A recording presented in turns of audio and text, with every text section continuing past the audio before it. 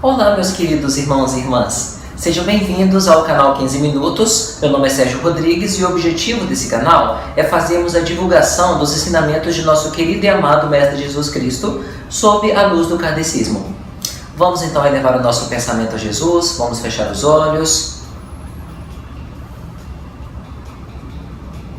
Senhor, obrigado pelo dia de hoje. Tomai conta de todos nós e abençoai a nossa família. Obrigado, meu querido e amado Mestre Jesus, pelos ensinamentos que vamos receber agora e pela oportunidade de crescermos cada vez mais e podermos ajudar mais e mais pessoas. Pai nosso que estais nos céus, santificado seja o vosso nome, venha a nós o vosso reino, seja feita a vossa vontade, assim na terra como nos céus. O pão nosso de cada dia nos dai hoje, e perdoai as nossas ofensas, assim como nós perdoamos a quem nos tem ofendido. E não nos deixeis cair em tentações, mas livrai-nos de todos os males, que assim seja. Meus irmãos, hoje nós vamos fazer a leitura do Livro dos Espíritos. Para quem tem um livro, pode pegar aí. Vamos fazer a leitura do capítulo 2, tá, ok? Do Livro dos Espíritos, do livro 1, Elementos Gerais do Universo. Conhecimento do princípio das coisas. 17. É dado ao homem conhecer o princípio das coisas? Não. Deus não permite que tudo seja revelado ao homem neste mundo. Um dia o homem penetrará o mistério das coisas que lhe estão ocultas? O véu se levanta para ele à medida que se depura. Contudo, para compreender certas coisas, precisa de faculdades que ainda não possui. Pelas investigações científicas, não pode o homem penetrar alguns dos segredos da natureza? A ciência lhe foi dada para o seu adiantamento em todos os campos, mas ele não pode ultrapassar os limites fixados por Deus. Quanto mais é dado ao homem penetrar nesses mistérios, mais cresce sua admiração pelo poder e sabedoria do Criador. Mas, seja por orgulho, seja por fraqueza, sua própria inteligência o faz joguete da ilusão. Ele amontoa sistemas sobre sistemas e cada dia que passa lhe mostra quantos erros tomou por verdades e quantas verdades rejeitou como erros. São outras tantas decepções para seu orgulho. Fora das investigações científicas, pode o homem receber comunicações de ordem mais elevada acerca do que lhe escapa ao testemunho dos sentidos? Sim, se Deus o julgar útil, pode revelar-lhe o que a ciência não consegue compreender. É por essas comunicações que o homem adquire, dentro de certos limites, o conhecimento do seu passado e do seu futuro. Então, meus irmãos, lembrem que o espiritismo kardecista é a ciência junto com a religião, ou chamada também de fé raciocinada. Então, não é uma fé irracional, é uma fé racional. Por que a coisa funciona dessa maneira? Então, a gente está aqui no mundo para poder aprender como funcionam as coisas e pelo Espiritismo a gente consegue entender o porquê dessas coisas funcionarem. Então, quando as pessoas leem, por exemplo, a Bíblia e leem somente de uma maneira que não conseguem compreender, às vezes tomam como verdade uma coisa que não compreenderam. E isso, meus irmãos, é muito complicado, porque às vezes pode ser o contrário do que a coisa quer dizer. Então, por isso que às vezes, de acordo com a necessidade também, mesmo o homem ainda não tendo conhecimento científico suficiente para entender uma coisa, os espíritos de luz nos ajudam com algumas respostas. Espírito e matéria, 21. A matéria existe desde o princípio como Deus ou foi criada por ele em determinado momento? Só Deus o sabe. Entretanto, há uma coisa que a vossa razão deve indicar. Deus, modelo de amor e de caridade, jamais esteve inativo.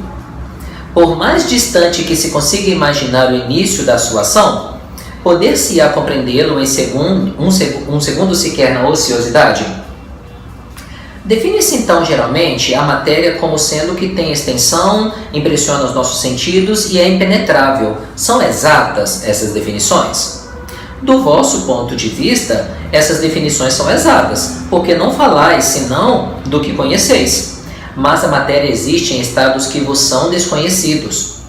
Pode ser, por exemplo, tão etérea e sutil que nenhuma impressão vos cause aos sentidos. Entretanto, é sempre matéria, embora para vós não o seja.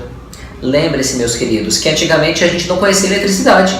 nunca tocamos, nunca vimos a eletricidade. Um belo dia conseguiu-se reproduzir cientificamente essa eletricidade, perceber campos eletromagnéticos, mas que antes era uma coisa impalpável. Assim como quando você enche um balão de ar, por exemplo, você vê o balão, mas você não vê o ar dentro. Isso não significa que não existe matéria. Significa que você ainda não tem a capacidade de perceber aquele determinado tipo de matéria. Que definição podeis dar da matéria? A matéria é o laço que retém o espírito, é o instrumento de que ele se serve e, ao mesmo tempo, sobre o qual exerce a sua ação. Sob este ponto de vista, pode-se dizer que a matéria é o agente, o meio com o auxílio do qual e sobre o qual atua o espírito. O que é o espírito? O princípio inteligente do universo. Qual é a natureza íntima do espírito? O espírito, com a linguagem humana, não é fácil de ser analisado, porque o espírito não é uma coisa palpável. Para vós, ele não é nada, mas para nós é alguma coisa. Sabei bem, o nada é coisa nenhuma e o nada não existe. Ou seja, o espírito então não é nada, porque o nada não existe. O espírito é alguma coisa, talvez ainda não palpável para os nossos sentidos. O espírito é sinônimo de inteligência? A inteligência é um atributo essencial do espírito. Todavia, como ambos se confundem num princípio comum, para vós são a mesma coisa. Então, vamos considerar que espírito é sinônimo de inteligência por enquanto, no nosso pequeno conhecimento aqui na Terra. O espírito é independente da matéria ou não é mais do que uma propriedade desta, como as cores são propriedades da luz e o som uma propriedade do ar? Ambos são distintos, mas é necessária a união do espírito e da matéria para dar inteligência à matéria. Esta união é igualmente necessária para a manifestação do espírito. Entendemos aqui por espírito o princípio da inteligência, a abstração feita das individualidades designadas sob esse nome. Ela é necessária para vós porque não tem desorganização para receber o espírito sem a matéria. Vossos sentidos não estão aptos para isso. Pode-se conceber o espírito sem a matéria e a matéria sem o espírito? Pode-se, sem dúvida, pelo pensamento. Então, pelo pensamento você consegue perceber uma matéria que não tem o espírito, por exemplo, e você consegue perceber que existe o espírito, mas que está desencarnado, por exemplo, que não tem a matéria. Haveria, assim, dois elementos gerais do universo, a matéria e o espírito? Sim, e, acima de tudo, o Criador, Deus, o Pai de todas as coisas. Essas três coisas são o princípio de tudo o que existe, a Trindade universal. Mas, ao elemento material, é preciso juntar o fluido universal, que desempenha papel intermediário entre o espírito e a matéria propriamente dita, muito grosseira para que o espírito possa ter uma ação sobre ela. Ainda que, sob certo ponto de vista, se possa incluí-lo no elemento material, ele se distingue por propriedades especiais. Se fosse matéria, não haveria razão para que o espírito também não fosse. Ele está colocado entre o espírito e a matéria. É fluido. Como a matéria é matéria suscetível, pelas inumeráveis combinações com esta e sob a ação do espírito, de produzir uma infinita variedade de coisas das quais não conheceis senão uma pequena parte. Esse fluido universal, ou primitivo, ou elementar, sendo o agente que o espírito utiliza, é o princípio sem o qual a matéria estaria em perpétuo estado de divisão e jamais adquiriria as propriedades que a gravidade lhe dá. Olha que interessante. Então nós temos o espírito e nós temos a matéria, mas a conexão entre os dois é o chamado fluido universal. Vai ser essa energia que consegue conectá-las. Como lá no início, quando a Terra começou, que a princípio não havia vida no nosso conceito, e aí de repente algumas estruturas de carbono começaram do nada a se multiplicar. É o que nós chamamos aí do sopro divino de Deus. Então naquele momento, aquelas estruturas de carbono, que eram só mineral, passaram a ter vida e se multiplicar. Olha que interessante. Então por isso que nós temos esse intermediário. Então nós temos o fluido universal, que é uma forma de ligar a matéria com o espírito. Esse fluido seria o que designamos sob o nome de eletricidade? Dissemos que ele é suscetível de inúmeras combinações E o que chamais fluido elétrico, fluido magnético, são modificações do espírito universal, que não é, propriamente falando, senão uma matéria mais perfeita, mais sutil e que pode ser considerada como independente. Então, o fluido universal, ele vai ter essas variações. Ele tem, então, a eletricidade, tem, por exemplo, o fluido magnético, mas isso é só uma parte do fluido universal. Uma vez que o espírito é, ele mesmo, alguma coisa, não seria mais exato e menos sujeito a confusões designar esses dois elementos gerais pelas palavras matéria inerte e matéria inteligente? As palavras pouco nos importam. Cabe a vós formular linguagem adequada a vos entenderdes. As controvérsias surgem quase sempre por não vos entenderdes sobre as palavras, visto que a vossa linguagem é incompleta para exprimir as coisas que não ferem ou os vossos sentidos. Um fato patente domina todas as hipóteses. Vemos matéria que não é inteligente e vemos um princípio inteligente independente da matéria. A origem e a conexão dessas duas coisas nos são desconhecidas.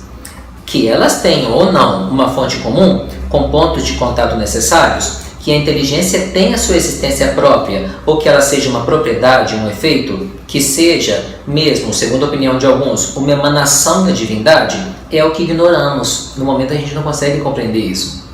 Elas nos parecem distintas e, por isso, admitimos-las como formando os dois princípios constituintes do universo. Vemos, acima de tudo isso, uma inteligência que domina todas as outras e as governa, distinguindo-se por atributos essenciais. A esta inteligência suprema é o que chamamos Deus.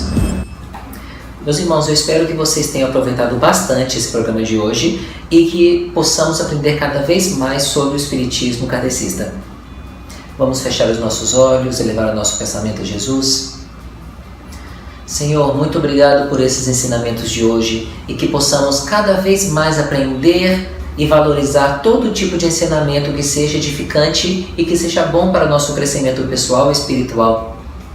Pai nosso que estais nos céus, santificado seja o vosso nome.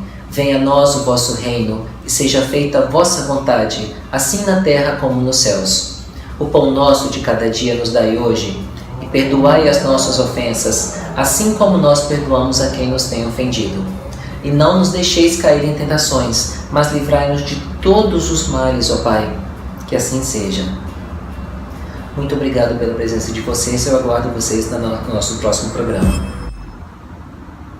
Você gostou do nosso vídeo? Clique em curtir e inscreva-se em nosso canal. Ajude a divulgar o Espiritismo pelo Brasil.